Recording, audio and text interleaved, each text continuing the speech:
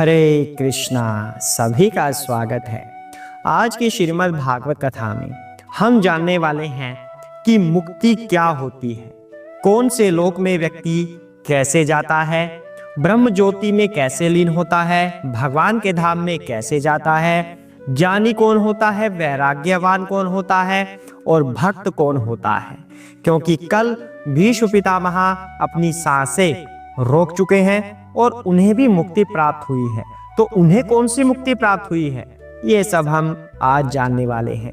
इससे पहले गुरु महाराज की एक छोटी सी वंदना कर लेते हैं ताकि गुरु महाराज का आशीर्वाद हमारे साथ बना रहे, जिससे हमें ये मुश्किल सी दिखने वाली श्रीमद् भागवत आसानी से समझ आए। हरे कृष्णा। सभी अपने अपने गुरु महाराज का स्मरण करेंगे। ओम ज्ञानतिमिरान्धस्य ज्ञानञ्जनशलाकया चक्षुरुन्मीलितं येन तस्मै श्री गुरुवे नमः। जय श्री कृष्ण चैतन्य प्रभु नित्यानंद श्री अद्वैत गदाधर शिव वसादि गौर भक्त वृंदा। हरे कृष्णा कृष्ण कृष्ण हरे हरे, हरे राम राम राम हरे हरे। हरे कृष्णा। जय सरस्वती माता, जय श्री गणेश। ओम नमो भगवते वासुदेवाय। आइए भगवान कृष्ण की एक छोटी सी स्तुति कर लेते हैं ताकि भगवान कृष्ण का स्मरण हमारे हृदय में बसा रहे। जिस तरह से भीष्म पितामह प्रार्थना कर रहे थे भगवान कृष्ण से कि आप मेरे मन मंदिर में बस जाएं प्रभु, इसी तरह हम भी यदि भगवान कृष्ण की स्तुति करते हैं तो भागवत कथा श्रवण करते हुए भगवान श्री कृष्ण हमारे स्मरण में रहेंगे और हमें भागवत का और भी अधिक आनंद आएगा। आइए भगवान श्री कृष्ण की स्तुति करें, आप भी इसमें शामिल हो। हरे कृष्णा। हरे कृष्णा कृष्णा कृष्णा हरे हरे, हरे राम राम राम हरे हरे। हरे कृष्णा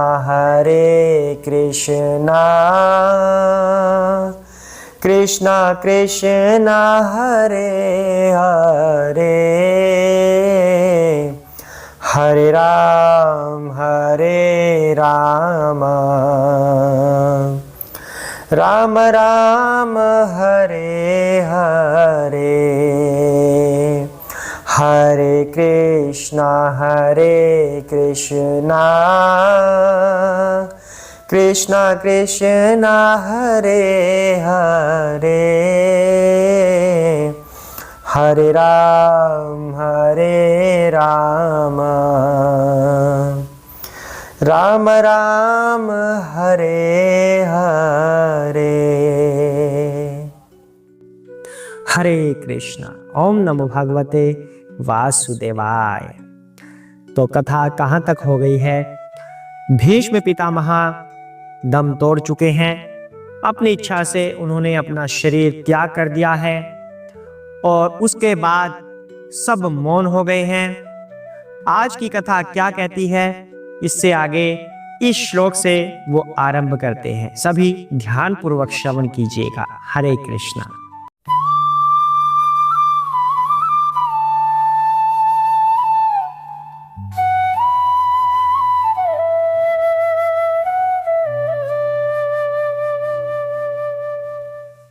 सम्पाद्यमानम् आज्ञाय भीष्मं ब्रह्मणि निष्काले, सर्वे बभूवुते तूष्णीम् वयांसि इव दीनात्यये। हरे कृष्णा। यह जानकर कि भीष्मदेव अनंत परम पूर्ण में लीन हो गए, वहां पर उपस्थित सभी लोग उसी प्रकार मौन हो गए जिस प्रकार दिन समाप्त होने पर पक्षी मौन हो जाते हैं। हरे कृष्ण। परम पूर्ण में लीन होना, इसका क्या तात्पर्य है? कह रही हैं भीष्म पितामह जो है वो परम पूर्ण में लीन हो गए। अब इसको ये मत समझ लेना कि लीन होना मतलब शिकंजवी बन गए, परमात्मा में लीन हो गए, मिक्सअप हो गए। ये मतलब इसका बिल्कुल नहीं है। परम पूर्ण में लीन होने का मतलब ये अर्थ यहां पर बनता है कि जो जीव का मूल धाम होता है उसमें प्रविष्ट कर जाना। तो भीष्म पितामह भगवान के मूल धाम में प्रविष्ट कर गए हैं। सभी जीव पूर्ण पुरुषोत्तम भगवान के अंश मात्र हैं और भगवान से उनका संबंध क्या है? सभी भगवान के सेवक हैं। सेवक के रूप में भगवान से सभी जीव संबंधित होते हैं।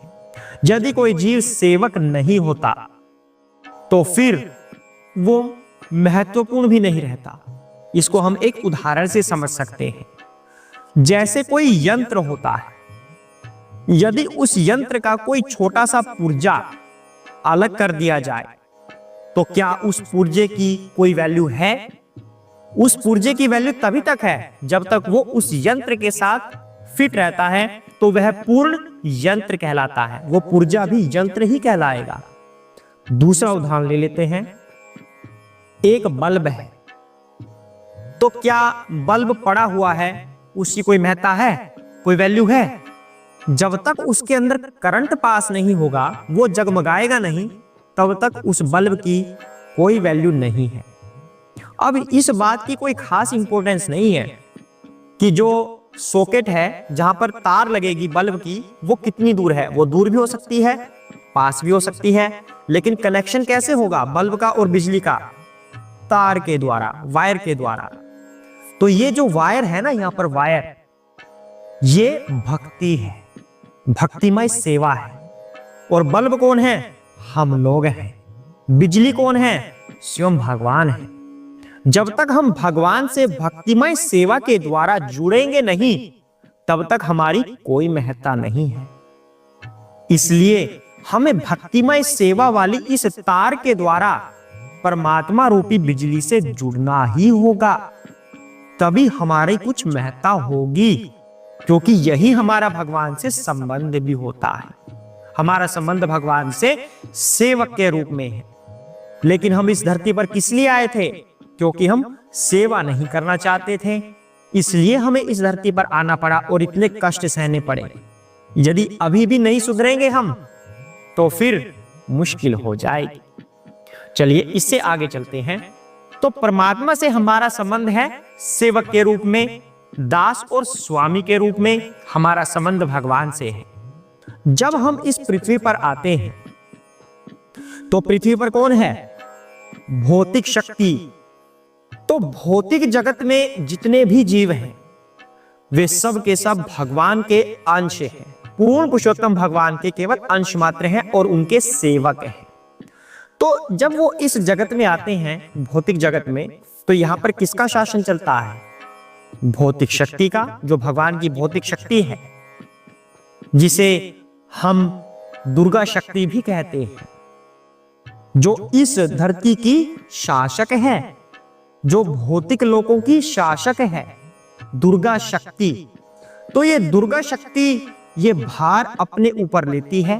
जब हम भगवान के पास से यहां पर आते हैं तो हमें संभालने का उत्तरदायित्व दुर्गा शक्ति लेती है। हमारी आवश्यकताओं की पूर्ति कौन करता है? फिर दुर्गा शक्ति करती है। धीरे धीरे धीरे धीरे जीव को ये पता चलता है कि हम तो बंध गए हैं, क्योंकि जो दुर्गा शक्ति है ये प्रकृति के 3 नियम हम पर लागू कर देती हैं, रजोगुण, सतोगुण और तमोगुण। हम इन तीनों गुणों को अपने अंदर समेटते हैं। किसी के अंदर सतोगुण ज्यादा होता है, किसी के अंदर रजो, किसी के अंदर तमो। उसके अनुसार ही हम कार्य करते हैं, कर्म करते हैं। तो धीरे धीरे जीव को ये पता चलता है, भाग्यशाली जो जीव होते हैं उन्हें पता चलता है कि हम लोग तो इन गुणों के आधार पर बंधे हुए हैं, हम स्वतंत्र नहीं हैं। और हमें बांधा किसने? दुर्गा शक्ति ने। और दुर्गा शक्ति ने बांधा क्यों? क्योंकि उन्होंने भार उठाया है हम लोगों का, कि हम ऊपर से यहां पर आ गए हैं, भगवान के पास से यहां आ गए हैं। तो हमारा पालन करने का भार दुर्गा शक्ति ने उठाया है। लेकिन उनके भी अपने नियम हैं, प्रकृति के 3 नियम, वो जीव के ऊपर लग जाते हैं। तो जीव को पता चलता है जैसे ही कि हम तो बंधे हुए हैं जी, हम तो स्वतंत्र है ही नहीं, हमें तो इन 3 नियमों के अनुसार ही कार्य करना पड़ता है। जो 3 गुण होते हैं ये, कि सतोगुण में कार्य करना है, रजोगुण में कार्य करना है, तमो में कार्य करना है, तब उसके अंदर एक जिज्ञासा उत्पन्न होती है कि आखिर मैं हूं कौन, मेरा अस्तित्व क्या है, मेरा लक्ष्य क्या है, मैं कहां से आया हूं, मुझे कहां जाना है। इस तरह की जिज्ञासा उत्पन्न होती है जीव में। जब उसे यह पता चलता है, आभास होता है कि हम तो बंधे हुए हैं जी, हम स्वतंत्र है ही नहीं। परिवार वालों के लिए कार्य करो, उसके लिए कर्म करो, उसकी सेवा करो, उसकी सेवा करो, टैक्स भी दो जी, सरकार की भी सेवा करो, घर वालों का भी निर्वाह करना है, उसकी EMI भरनी है। हम तो हर जगह से बंधे हुए हैं और ऊपर से प्रकृति के 3 गुण भी हैं, मतलब हम तो स्वतंत्र है ही नहीं। तो इस तरह की जिज्ञासा उत्पन्न होती है कि हम आखिर हैं कौन और हमारा लक्ष्य कौन है, क्या लक्ष्य है हमारा। और इस जिज्ञासा को कहते हैं ब्रह्म जिज्ञासा। और ये जिज्ञासा शांत कैसे होती है? 3 तरह से ये शांत होती है जिज्ञासा, जानना चाहेंगे? सबसे पहले ज्ञानी व्यक्ति, ज्ञान से ये जिज्ञासा शांत होगी, वैराग्य से शांत होगी, भगवत भक्ति से शांत होगी। अब ज्ञान का मतलब क्या है? पूर्ण परमेश्वर, जो पूर्ण पुरुषोत्तम भगवान है, उनसे संबंधित हर वस्तु का ज्ञान होना। और संसार में कोई ऐसी चीज है ही नहीं जो भगवान से संबंधित ना हो, अर्थात पूर्ण ज्ञान होना, पूर्ण आध्यात्मिक ज्ञान होना, इसे ज्ञान कहते हैं। वैराग्य क्या है? भौतिक वस्तुओं के प्रति आसक्ति ना होना, इसे वैराग्य कहते हैं। जब व्यक्ति के अंदर ज्ञान भी आ जाए और आसक्ति भी ना हो भौतिक पदार्थ के प्रति। तीसरा, भगवत भक्ति। ये क्या होती है? अब भगवान की सेवा करना, अपनी मूल स्थिति के अंदर होते हुए अपना पुनर्जागरण करना। और मूल स्थिति क्या है जीव की? सेवा।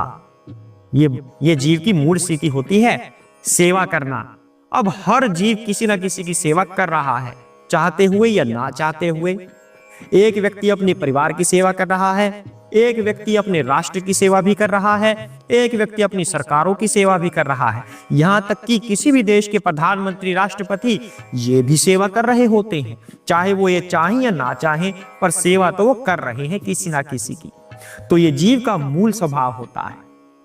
पर हमें सेवा करनी किसकी है? हमें राष्ट्र के प्रति, परिवार के प्रति, समाज के प्रति अपना कर्तव्य निभाना है, लेकिन सेवा हमें भगवान की करनी है।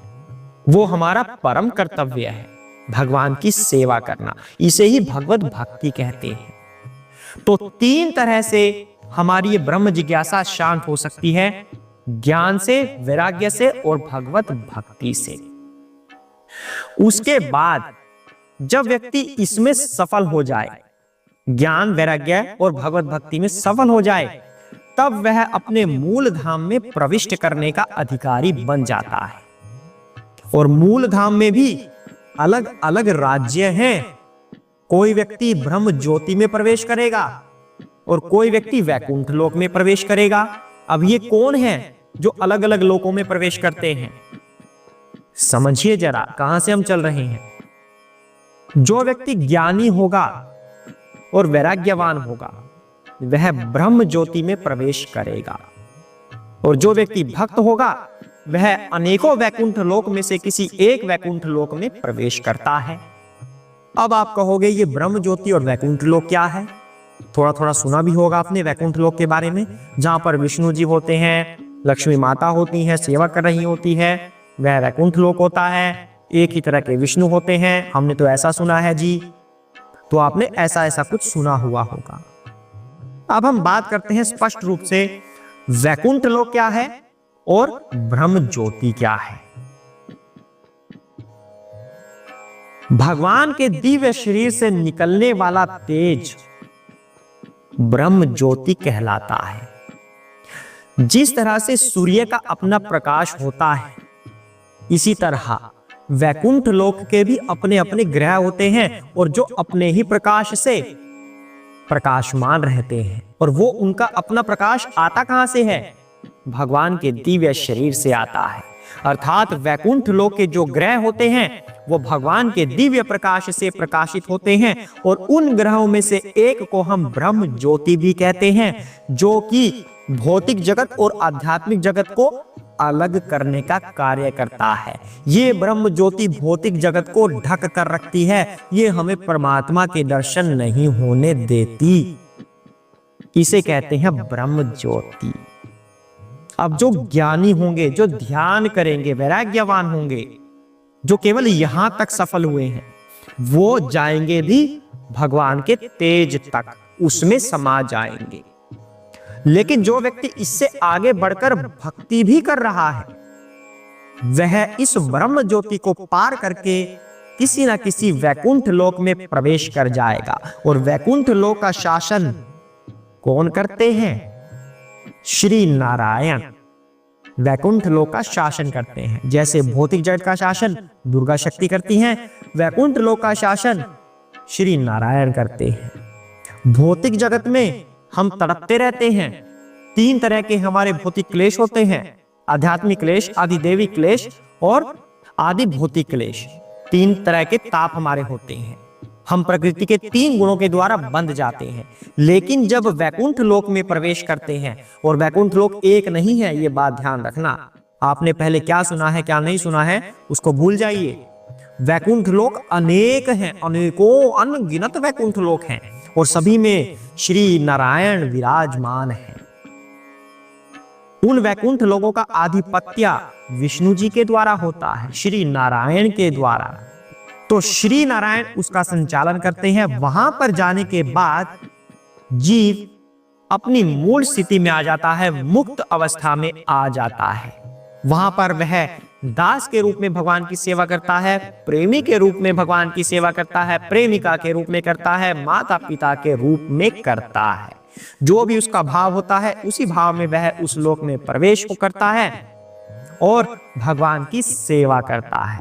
फिर उसे भूख प्यास नहीं लगती, वह पूर्णतः आनंद में रहता है, बिना किसी कष्ट के रहता है। तो भीष्म पितामह को यह अवस्था प्राप्त हो गई थी, क्योंकि भीष्म पितामह भगवान के उस पार्थ सारथी वाले रूप को भूले नहीं हैं। अब हम कहेंगे भगवान से प्रेम हमारा क्यों हो, यह भी बात आएगी कि हम वहां पर जाकर करेंगे क्या?